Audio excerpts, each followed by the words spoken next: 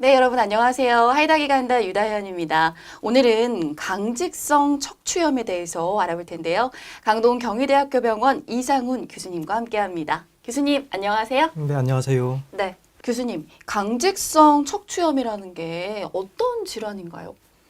네, 강성 척추염은 그 병명에서 보면 알 수 있듯이 척추가 강직이 되는 병인데요. 이제 척추가 강직이 되는 원인이 저절로 생기는 염증으로 인해서 강직이 일어나게 됩니다. 그런데 이런 자가 염증은 주로 척추 주위에 있는 인대가 뼈에 붙어 있는 이제 부착부의 염증이 시작이 되어서 네. 염증이 생기고 나면 조직이 이제 파괴가 되고 나면 그 부위가 뼈로 대체가 되니까 이제 강직이 일어나게 됩니다. 네, 영상을 보시면 좀 더 쉽게 이해할 수가 있는데요. 네. 이게 이제 척추의 그림인데요. 이 척추체에서 요 척추와 척추 사이에는 안 보이지만 인대가 이렇게 네. 둘러싸고 있는데 이 인대가 뼈에 붙어 있는 곳을 부착부라고 하는데 여기에 염증이 저절로 발생을 합니다. 그래서 MRI를 보게 되면 이렇게 하얗게 염증이 생기게 되는데, 그렇네요. 네, 이게 진행을 하게 되면 염증이 지나가고 나면 이 부위가 이렇게 지방 조직으로 변하는 것으로 되어 있고, 네. 이게 이제 더 시간이 지나면 이 뼈가 이 인대를 따라서 파고들면서 엑스레이를 보면 이렇게 서로 연결이 되는 이제 이렇게 진행 과정을 가지고 있는 질환입니다. 그래서 다음 사진을 하나 보시면 이제 자연경과 자체가 매우 다양한 것으로 되어 있고요.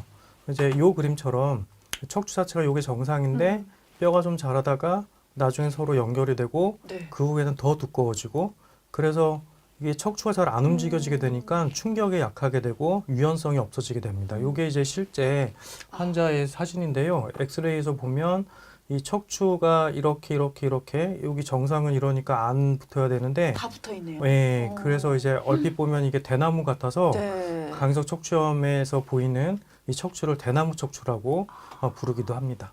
네, 교수님 그러면요, 이 강직성 척추염이라는 게 왜 나타나는 거예요? 아직까지 원인은 불명인데요. 이제 자가 염증 질환이라고 해서 면역 세포가 자기 몸을 공격하는 병으로 그렇게 알려져 있습니다. 그래서 일종의 알러지는 잘 알고 계실 텐데 네. 알러지처럼 면역 세포가 과민 반응을 하는 건데요.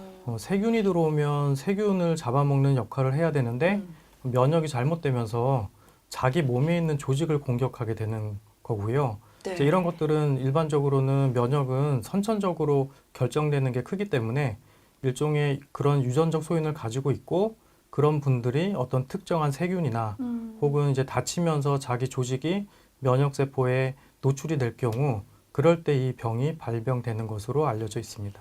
네. 그럼 마지막으로 강직성 척추염이라는 게 사실 얼마나 위험한 질환인지 잘 모르겠거든요. 설명을 해주시죠. 네. 강성 척추염은 이름을 보면 강직성 척추염이니까 굉장히 위험한 질환처럼 보이는데 실제로는 그렇게 위험한 병은 아닙니다. 조기 진단만 하고 조기 치료만 하면 정상 생활을 다 영위할 수가 있고요.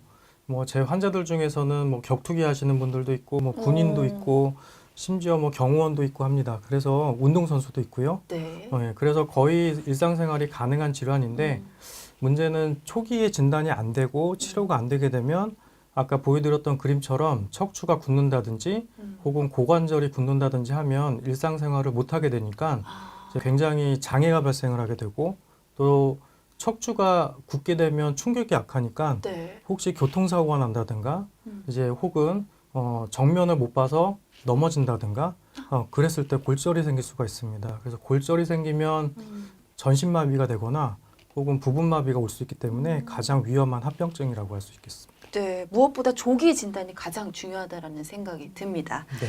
네, 잘 알겠습니다. 오늘 강직성 척추염에 대해서 강동 경희대병원 이상훈 교수님과 함께했습니다. 감사합니다.